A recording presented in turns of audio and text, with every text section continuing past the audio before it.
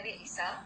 Sebab selama ni kita selalu berbincang tentang kesihatan fizikal, tetapi kesihatan mental dan emosi juga sama penting dengan kesihatan fizikal dan kita tak boleh ketepikan kepentingannya. Jadi sebab itulah episod hari ini sangat istimewa dan kita menjemput tetamu-tetamu yang banyak memberi bantuan kepada masyarakat dari segi kesihatan emosi dan mental. Okey, baik. Tapi siapa tetamu kita yang pertama untuk segmen kita yang nombor 1 ni, Dok? Okey, yang nombor 1 ni ialah seorang pensyarah dan pakar dari segi bidang clinical psychology. Dan beliau juga ada memberi perkhidmatan online di mana masyarakat boleh call in, boleh telefon untuk mendapatkan bantuan. Jadi kita nak beri power kepada bersama ialah Dr. Hilwa Abdullah Muhammad Noor. Assalamualaikum Dr. Hilwa. Waalaikumsalam Dr. Mel. Terima kasih datang ke sini Dr. Hilwa. Nak tanya my first question, boleh tak? Boleh. Ramai orang keliru nak tahu perbezaannya di antara stres dan kemurungan. Okey. Itu soalan cukup Mas. Terima kasih Dr. Mel kerana bertanya, sebab kita tahu bila bercakap tentang stres dan kemurungan, masih ada lagi segelintir daripada masyarakat kita yang bila dia stres sedikit terus dia kata aku depressed lah.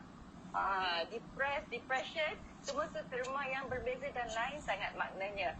Kalau stres tu macam mungkin sekarang ni dalam keadaan kita PKP fasa keempat dan naik pula kepada PKP bersyarat kan.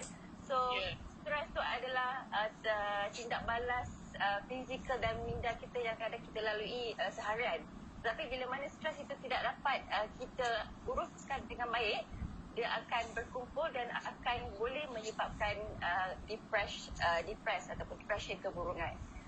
Dua benda yang berbeza. Depression adalah salah satu penyakit mental yang memang dah diperlukan ubat, tetapi stres ni adalah contoh macam ni kan, petani nak masak apa so kita dah rasa stres, ataupun bila kena pergi ke pejabat dengan guideline yang baru, so kita dah mula build up all these thoughts macam mana keadaan di luar, selamat ke tidak anak yang ditinggalkan di rumah. So itu adalah stres yang ikut definisi ni lah.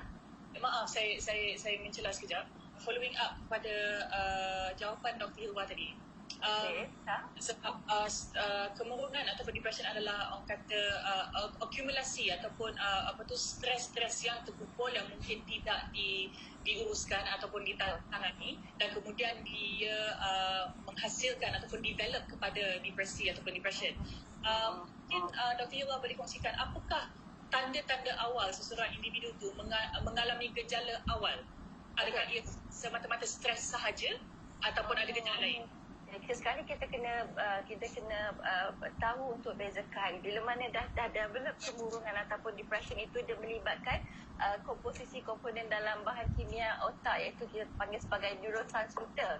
Macam stres ni adalah harian kita daily, dia tak melibatkan perubahan neurotransmitter, tetapi bila depression dia melibatkan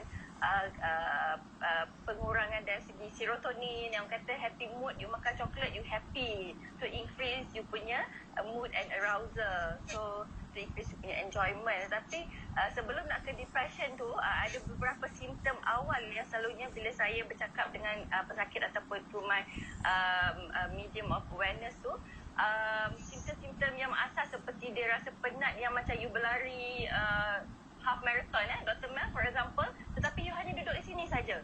You dah rasa easily fatigued for no reason, you tidak boleh tidur, sama ada tak boleh tidur ataupun you always nak tidur sahaja.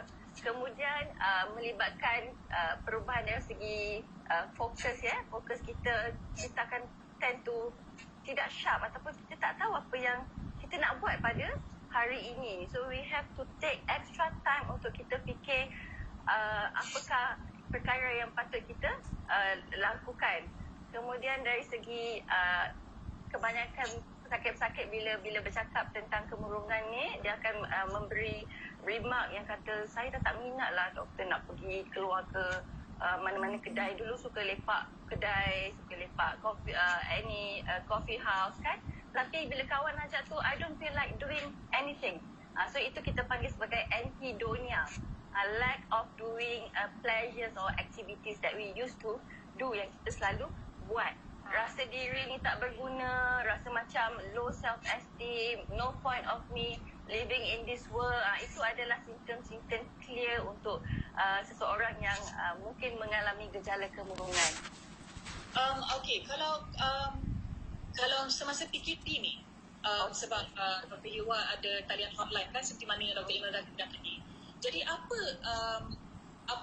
kebanyakan kes-kes yang Dr. Hirwa terima semasa Okey, terima kasih Lisa. So, kes pertama yang bila kita buka saja hotline, hari pertama kita launch hotline itu dalam musim puasa PKP yang kedua adalah saya mendapat seorang caller yang memang dia ni seorang extrovert. Tetapi minggu pertama PKP tu dia burn out, dia blank, dia macam dia kata saya dah mental block, dia guna term situ sebab saya tak boleh nak keluar, saya rasa berdebar, saya rasa everything is not right, the world is going itulah. So dia datang panic attack, anxiety, dan bila kita throughout the session tu saya cuba bagi beberapa advices and psychotherapy. So menyatakan cuba you do things that mungkin you enjoy. So dia start to cook and then start to bagi jiran dia makanan yang dia buat very simple untuk anak jiran dia. So benda tu good vibes yang datang pada dia. So balance back balik dia punya perasaan. Itu satu. So kebanyakan kes tu yang melibatkan kebimbangan lah. Jadi Dr. Hirwa, apa nasihat Dr. Hirwa kepada penonton di rumah? Siapa yang patut datang dan call hotline ni? Okay. Alright, terima kasih Dr. Imelda. So nasihat saya, selalu yang pertama bila saya nak kaitkan dengan Lisa yang Lisa katakan tadi mesej terlalu banyak, mungkin video yang disebarkan melalui WhatsApp, kadang benda tu tidak berapa penting, tetapi individu yang emosinya sangat terancam ataupun vulnerable, dia mudah terkesan dengan video yang viral dan sebagainya. So my advice would be, number one, stop dulu, baca ataupun tengok video-video macam tu. So we stop a while from getting that messages yang akan harm balik pada kita, akan ganggu kita punya kefungsian emosi. Itu satu. Satu lagi, kita boleh adakan interaksi dengan kawan-kawan melalui Facebook, Instagram, Facebook lah dan sebagainya kan. Dan yang ketiga, bila kita dalam PKP dengan keluarga, so this is the best time, sangat besar hikmahnya yang Tuhan nak bagi pada kita semua, kita buat aktiviti semua-semua bersama-sama keluarga dan berjemaah. Kita kena pandai uruskan jadual harian kita, itulah ikut prioriti kita. Ya, baik-baik. Terima kasih banyak. Terima kasih sebenarnya Dr. Hirwa kerana sudi bersama kita pada hari ini. Sama-sama. Thank you, Lisa. Comel Lisa. Sorry? Hi. Comel. Thank you so much. This is my daughter, Yahaira. Apa? Bagi penonton semua, Dr. Imelda dan juga Dr. Hirwa, kita nak berehat seketika dan kembali selepas ini dalam rancangan Tanya Dr. Imelda. Selepas ini.